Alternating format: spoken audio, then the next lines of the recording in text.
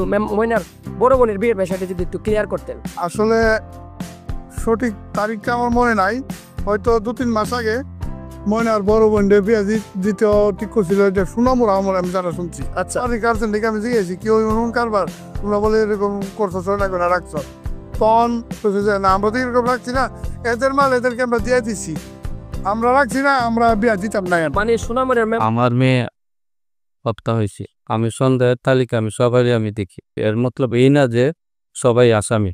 এমনি আমার সন্তান হারানো গিয়েছে, সন্তান হারানো জ্বালা বেদনা আমি জানি। আর এখন আবার নতুন করে আমার কিছু কথা এডিট করে কাইটটা লোকা এইভাবে যে বিভ্রান্ত করতেছেন করে আমার সমাজের মধ্যে, দেশের মধ্যে, আসসালামু আলাইকুম দর্শক, দেশ ও দেশের বাইরে থেকে যারা এই মুহূর্তে ভিডিওটা ওপেন করেছেন সবাইকে অসংখ্য অসংখ্য ধন্যবাদ। দর্শক, প্রথমেই আপনারা শিরোনাম দেখেছেন, এখন দেখবেন বিস্তারিতর প্রথম অংশেই ময়নার ঘটনা নতুন মোড় নিতে চলেছে। সেই নতুন মোড় এলাকার যে মেম্বার আছে উনি সবচেয়ে ভালো জানেন কি ঘটেছিল ময়নার ফ্যামিলিতে, ময়নার বোনের বিবাহের সময়। এই তথ্য নিয়েই আজকের এপিসোড তৈরি করা হয়েছে। এদিকে ময়নার বাবা বর্তমানে অবস্থান করছি ব্রাহ্মণবাড়িয়া জেলার সরাইল উপজেলার শাহবাজপুর ইউনিয়ন পরিষদে। আমার সাথে যিনি দেখতে পাচ্ছেন উনি হচ্ছে 8 নং ওয়ার্ডের বর্তমান মেম্বার মোহাম্মদ শমসু মিয়া সাহেব। তো ইতিপূর্বে কিন্তু ময়না হত্যাকাণ্ডে আজকে 9 দিন পেরিয়ে গিয়েছে, 10 দিন প্রায় রাত পোহালেই। তার ভিতরেও কিন্তু কোনো প্রকার অপরাধী শনাক্ত করা হয়নি, আইন শৃঙ্খলা বাহিনী কিন্তু এখনো কাজ করতেছে। তো আমরা এখানে মাঠে এসে যখন সংবাদ সংগ্রহ করতে আসি, আমাদের কাছে কিছু ইনফরমেশন আসছে যে ময়নার যে বড় বোন কিছুদিন আগে বিয়ে হয়ে গিয়েছে, এই মেয়েটাকে নিয়ে নাকি কিছুদিন আগে একটা সমস্যা হয়েছিল। তো এই বিষয়ে মেম্বার সাহেবও আছে এখানে, আমরা একটু ওনার কাছ থেকে বিষয়টা সত্যতা কতটুকু একটু জানবো। যে মেম্বার সাহেব, আপনি যদি একটু ময়নার বড় বোনের বিয়ের বিষয়টা যদি একটু ক্লিয়ার করতেন।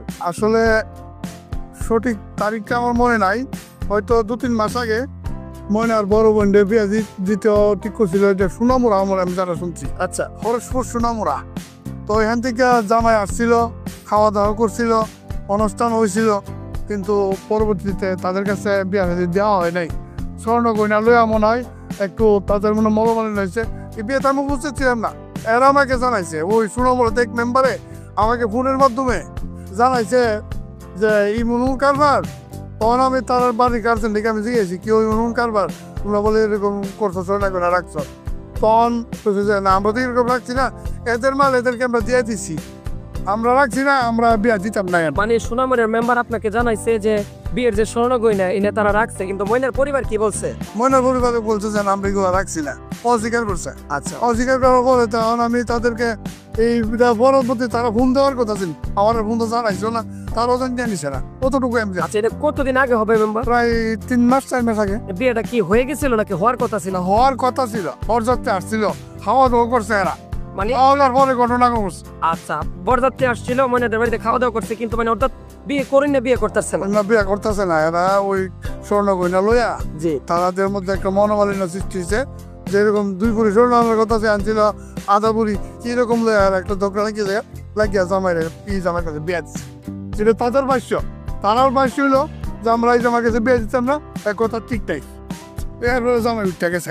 আচ্ছা, বিয়ের হয় নাই না, বিয়ে হয় না। তো দর্শক, যেহেতু ময়না হত্যাযজ্ঞ নিয়ে অনেক গুজব বা বিভিন্ন কিছু রটছে, তা আমি প্রশাসনের নিকট অনুরোধ করবো যে যেহেতু ময়নার বোনকে বিগত কিছুদিন আগে বিয়ে দেওয়ার কথা ছিল এবং স্বর্ণগয়না নিয়ে কিন্তু এখানে একটা কথাও রয়েছে যে স্বর্ণগয়না দেয় নাই, স্বর্ণগয়না কি ময়নার পরিবার রাইখা দিছে, এই ব্যাপারটা মেম্বারকে ওই সোনাইমুড়া মেম্বার হরসপুরের অবগত করার পরে তারা যখন জিজ্ঞেস করে, ওই মেম্বার জিজ্ঞেস করার পরে ময়নার পরিবার বলছে দিয়ে দিছে, কিন্তু ওখান থেকে পরবর্তীতে কোনো ফিডব্যাক আসে নাই। তো আমি প্রশাসনের নিকট করজোড়ে আবেদন করছি যে আপনারা এই বিষয়টাকে কিন্তু আপনাদের আমলে নেবেন।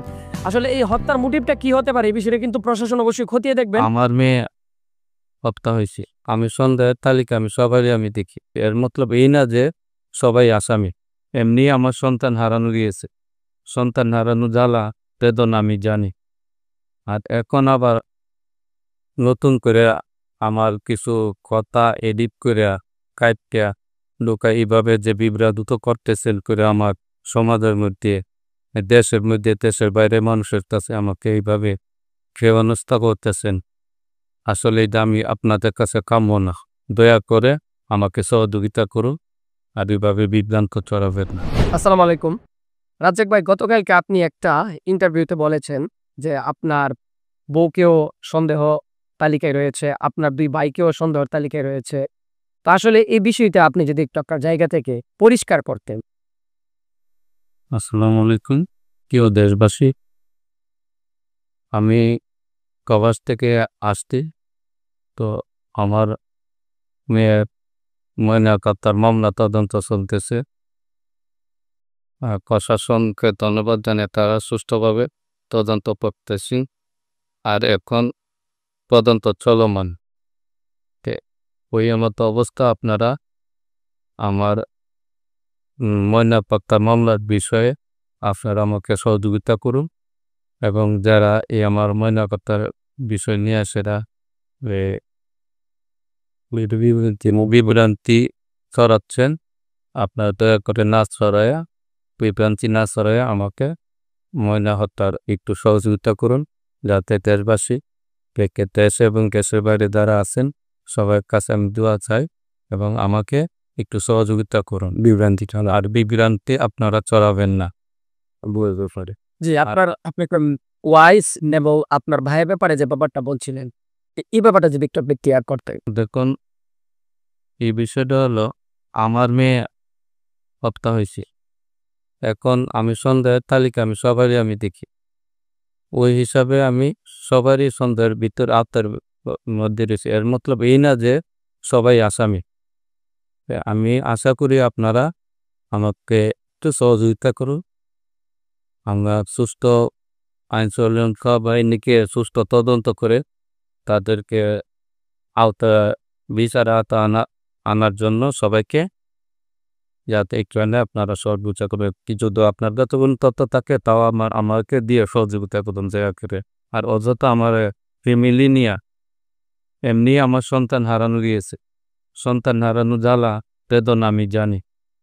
আর এখন আবার নতুন করে আমার কিছু কথা এডিট করে কাইটা লোকা এইভাবে যে বিভ্রান্ত করতেছেন করে আমার সমাজের মধ্যে, দেশের মধ্যে, দেশের বাইরে মানুষের কাছে আমাকে এইভাবে হেনস্থা করতেছেন। আসলে এটা আমি আপনাদের কাছে কাম্য না। দয়া করে আপনারা আমাকে সহযোগিতা করুন, আর অযথা আমাকে হয়রানি করবেন না। আপনারা এইভাবে আমাকে মিলিয়ে নিয়ে আসে, এইভাবে আপনারা আমাকে সমাজের মধ্যে, দেশের মধ্যে, দেশের বাইরে আমার ইজ্জত নিয়ে এইভাবে মানকানি নিয়ে আপনারা খেলা করবেন না। আর এখন আমাদের দেশবাসী, গ্রামের লোকবাসী এবং পাড়া প্রতিবেশী সবাই আমাকে সহযোগিতা করতেছে। আর আপনারা বসে বসে আমার নিয়ে আসে এইভাবে মজা করাটা আসলে আমি কাম্য করিনি। দয়া করে আমাকে সহযোগিতা করুন, আর এইভাবে বিভ্রান্ত ছড়াবেন না।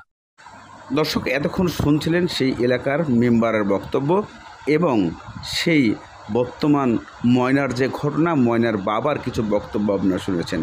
এখন প্রশ্ন সাধারণ দর্শকের কাছে, জনগণের কাছে, যে মেম্বার সাহেব যে কথা বলছেন সেই কথাটার কতটুকু গুরুত্ব দিচ্ছেন আপনারা?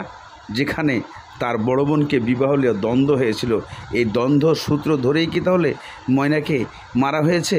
এমন কিছু কথা চলে আসে। আবার এদিকে ময়নার বাবা যে প্রশ্ন তুলেছেন যে আমি সবাইকেই দায়ী করতে পারি, কিন্তু তার মধ্যে সবাই তো করেন নাই। তা আসলে এতদিন কেন আমরা এই কথাটা বলি নাই? আজকে 10 দিন 12 দিন পরে প্রকাশ্যে কেন এই কথা আসছে? আগেই দ্বন্দ্ব ঘটেছিল।